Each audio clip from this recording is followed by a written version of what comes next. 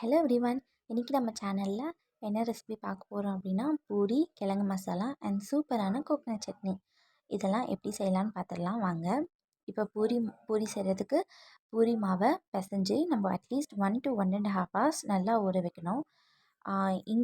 இதில் நான் எடுத்திருக்க சப்பாத்தி மாவு என்னன்னு பார்த்தீங்கன்னா, நாங்கள் வீட்டிலே ப்ரிப்பேர் பண்ண சப்பாத்தி மாவு.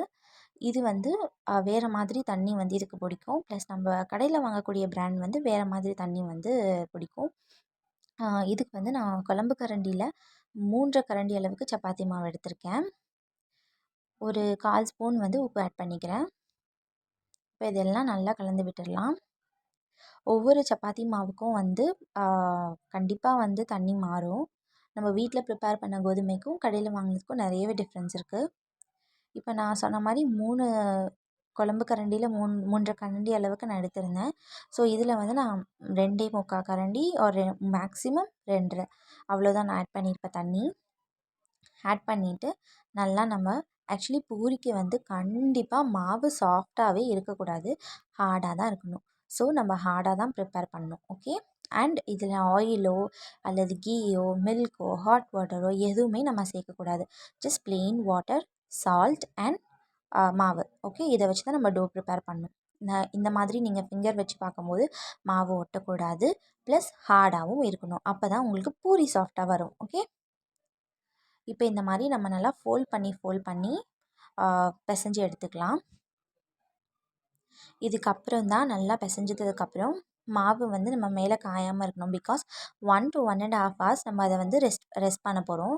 ஸோ மாவு காயாமல் இருக்கணும் அப்படின்னா மேலே அட்லீஸ்ட் ஒரு ஈரத்துணி போட்டு நம்ம க்ளோஸ் பண்ணிக்கலாம். அப்படி இல்லைன்னா இந்த மாதிரி ஆயில் அப்ளை பண்ணி நம்ம தட்டு வச்சு மூடிக்கலாம். அவ்வளோதான். இப்போ வந்து பூரிக்கு வந்து பொட்டேட்டோ மசாலா ப்ரிப்பேர் பண்ணுறதுக்கு ப்ரெஷர் பண்ணணும் பொட்டேட்டோஸை. அதனால் ப்ரெஷர் குக்கர் வச்சு நான் இன்றைக்கி 3 பொட்டேட்டோஸ் எடுத்திருக்கேன். 3 பொட்டேட்டோஸை வந்து கட் பண்ணி அதில் கொஞ்சமாக மஞ்சள் பொடி ஆட் பண்ணி இப்போ பொட்டேட்டோவை ப்ரெஷர் குக் பண்ணிக்கலாம். நான் ஒரு கோகனட் சட்னி சொன்னல, தேங்காய் சட்னி, அதை ப்ரிப்பேர் பண்ணுறதுக்கு ஒரு 3லேருந்து 4 சின்ன வெங்காயம், ஒரு குட்டி பல் பூண்டு, ஒரு 1/4 மூடி தேங்காய், அப்புறம் சட்னி கரண்டியில் ஒரு கரண்டி அளவுக்கு பொட்டுக்கடலை ஆட் பண்ணிக்கலாம். இந்த பொட்டுக்கடலைக்கு ஆல்டர்னேட்டாக நீங்கள் வந்து வேர்க்கடலை கூட நீங்கள் ஆட் பண்ணிக்கலாம். நல்லா ஃப்ரை பண்ண வேர்க்கடலை ஆட் பண்ணிக்கலாம். ரொம்ப சூப்பராக இருக்கும். ப்ளஸ் ஒரு சின்ன துண்டு அளவுக்கு இஞ்சியும் பூண்டை வந்து ஸ்கிப் பண்ணிட்டு இஞ்சி ஆட் பண்ணிவிட்டு கொஞ்சம் புளி ஆட் பண்ணி நம்ம அரைக்கலாம். அது வந்து இட்லி, தோசை எல்லாத்துக்குமே சூப்பராக இருக்கும். தென் இப்போ இதில் பொட்டுக்கடலை போட்டதுக்கப்புறம் ஜீரகம், 2 வரமிளகாய் காரத்துக்கு ஏற்ற மாதிரி கொஞ்சம் உப்பு போட்டு இந்த சட்னியை நம்ம அரைச்சிப்போம். இப்போ சட்னி தாளிக்க கடாயில் கொஞ்சமாக எண்ணெய், கருப்பு உளுந்து, கடுகு, பெருங்காயம் போட்டுட்டு ஸ்டவ்வை உடனே ஆஃப் பண்ணிடணும். ஏன்னா பெருங்காயம் வந்து உங்களுக்கு காயக்கூடாது. நெக்ஸ்ட்டு கருவேப்பிலை. அந்த சூட்லேயே வந்து கருவேப்பிலை நல்லா ஃப்ரை ஆகிக்கும். இப்போ இதை நல்லா ஃப்ரை பண்ண விட்டால் தான் அந்த ஃப்ளேவர் வந்து நல்லாயிருக்கும். இதெல்லாம் நான் ஆஃப் பண்ணிவிட்டு பண்ணுறேன். இப்போ தாளிப்பு எடுத்து சட்னியில் ஆட் பண்ணிக்கலாம். அவ்வளோதான். இப்போ நெக்ஸ்ட்டு நம்ம ப்ரெஷர் பண்ணி வச்சுருக்க பொட்டேட்டோஸ் எல்லாம் குக் ஆகிடுச்சு. இதோட ஸ்கின் எல்லாத்தையும் பீல் பண்ணி எடுத்துக்கலாம். நெக்ஸ்ட்டு மசால் தாளிக்க ஒரு கடாய் எடுத்து அதில் கொஞ்சமாக குக்கிங் ஆயில் ஆட் பண்ணிவிட்டு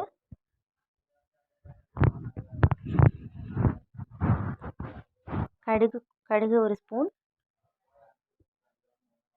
சீரகம் ஒரு ஸ்பூன், சோம்பு ஒரு ஸ்பூன், அப்புறம் இது நல்லா பொரிஞ்சு வரணும். ஆஃப்டர் தட் கடலைப்பருப்பு ஆட் பண்ணிக்கலாம். நெக்ஸ்ட்டு இதுக்கு 2 பெரிய வெங்காயம் நீல வாக்கில் கட் பண்ணது, 4-5 பூண்டு பல், ஒரு 3 பச்சை மிளகாய். இந்த டிஷ்க்கு வந்து காரம் கொடுக்க போகிறது பச்சை மிளகாய் மட்டும்தான். ஸோ உங்கள் காரத்துக்கு ஏற்ற மாதிரி நீங்கள் பச்சை மிளகாவை கூட்டவோ குறைக்கவோ செஞ்சுக்கலாம். நான் வந்து இன்றைக்கி மீடியமாக தான் ஆட் பண்ணியிருக்கேன். இப்போ இதை வந்து சிம்மில் வச்சு நல்லா ஃப்ரை பண்ணிக்கணும். காயக்கூடாது. நல்ல கோல்டன் ப்ரௌன் வர அளவுக்கு நல்லா ஃப்ரை பண்ணிக்கணும். அந்த பூண்டு அண்ட் பச்சை மிளகாவோட ஸ்மெல் அண்ட் எசன்ஸ் வந்து ஆயிலில் நல்லா ஆட் ஆகணும். நெக்ஸ்ட்டு நம்ம நீல வாக்கில் கட் பண்ணி வச்சுருக்க 2 பெரிய வெங்காயம், அதுவும் நம்ம ஆட் பண்ணிக்கலாம்.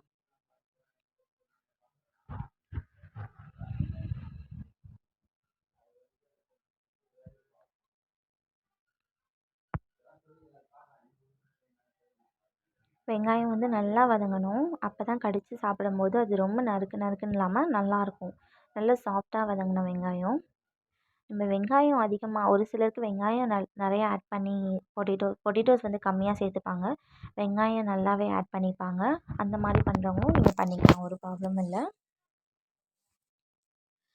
இப்போ வெங்காயம் நல்லா வதங்கணும். அதனால் கொஞ்சமாக உப்பு, கொஞ்சம் மஞ்சள் பொடி, நம்ம ஆல்ரெடி பொட்டேட்டோவில் ஆட் பண்ணியிருக்கோம், கொஞ்சமாக ஆட் பண்ணால் போதும். கருவேப்பிலை.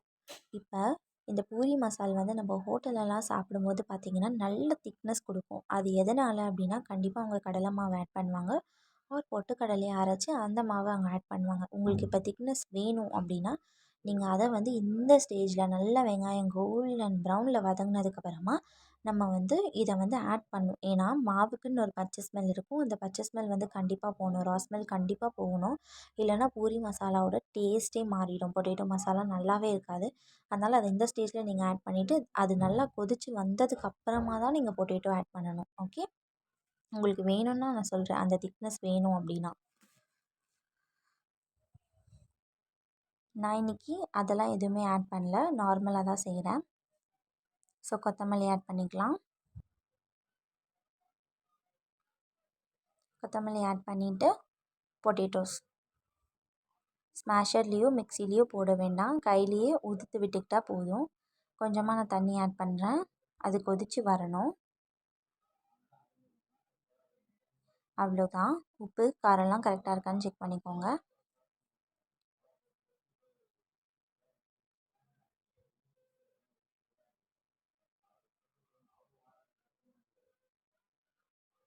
இப்போ இதை கொஞ்சம் நேரம் சிம் பண்ணி க்ளோஸ் பண்ணி வச்சுக்கலாம். அவ்வளோதான்.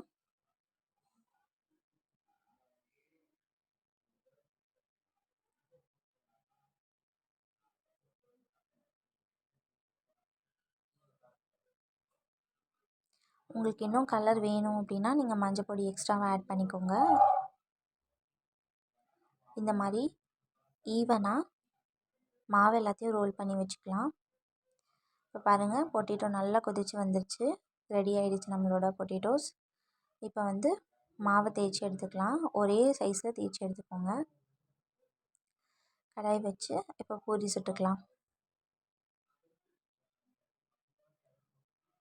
எண்ணெய் வந்து நான் வந்து சின்ன கடாயை எடுத்திருக்கேன். எண்ணெய் வந்து இப்போ தான் கம்மியாக நம்மளால் ஆட் பண்ணி பூரி வந்து சுட முடியும். ஏன்னா பூரிக்கு நிறைய ஆயில் ஆட் பண்ணால் தான் பூரி நல்லா உப்பி வரும். அதே மாதிரி பூரியை நம்ம லோ ஃப்ளேமில் வச்சு சுடக்கூடாது, எண்ணெய் நிறைய பிடிக்கும். கண்டிப்பாக ஹை ஃப்ளேமில் வச்சு தான் பூரி சுடணும்.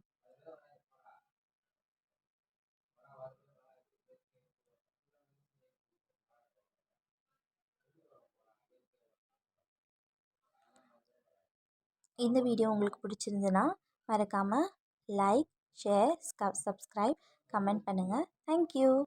இதே மாதிரி காம்பினேஷனில் நீங்களும்